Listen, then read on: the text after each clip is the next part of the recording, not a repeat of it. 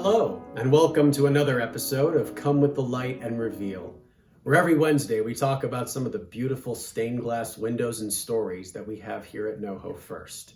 Today, I have one of my favorite Bible stories of all time. This is the story of the Prodigal Son. But first, turn your gaze to the top part of the window. The upper pane shows a Gothic church being built on top of a rock. Many times the Old Testament refers to God as a rock. In the Song of Moses, book of Deuteronomy, chapter 32, we read, "He is the rock. His works are perfect, and all his ways are just." Hannah, Samuel's mother, prays, "There is no rock like our God." In the New Testament, the parable of the wise builder assures us that a house built on a rock will not fail.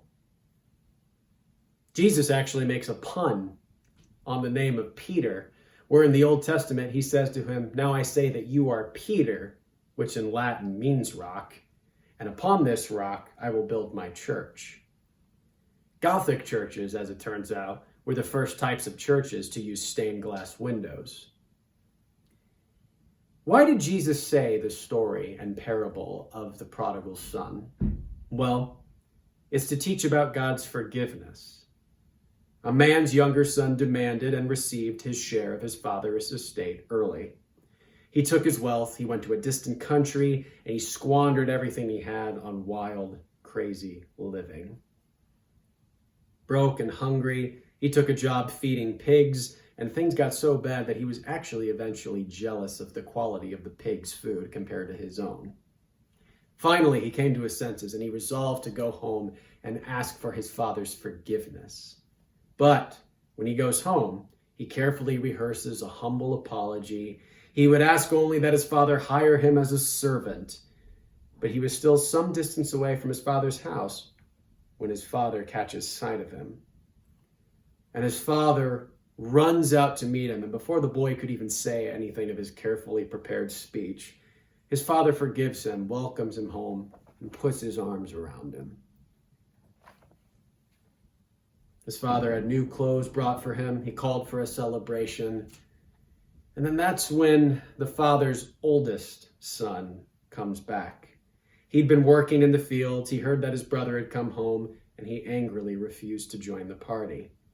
So the father goes out to speak with the older son. And the son complains that in all the years that he's worked hard for his father, he never had anything. But his father uses this to remind him that the estate has been his the whole time.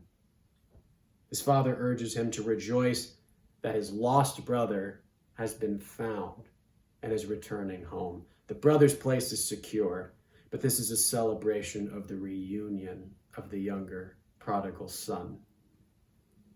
In the picture, you see the sullen, angry older brother standing at the upper right.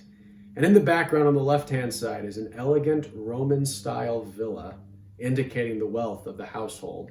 And in the center, a loving father prepares to embrace his repentant son. The Prodigal Son was dedicated to our church as a gift from Irene M. Witter and her brother, Russell D. Attinsall. Thank you so much for joining me for another episode of Come with the Light and Reveal. I'll see you right back here next Wednesday for another window and another story. God bless.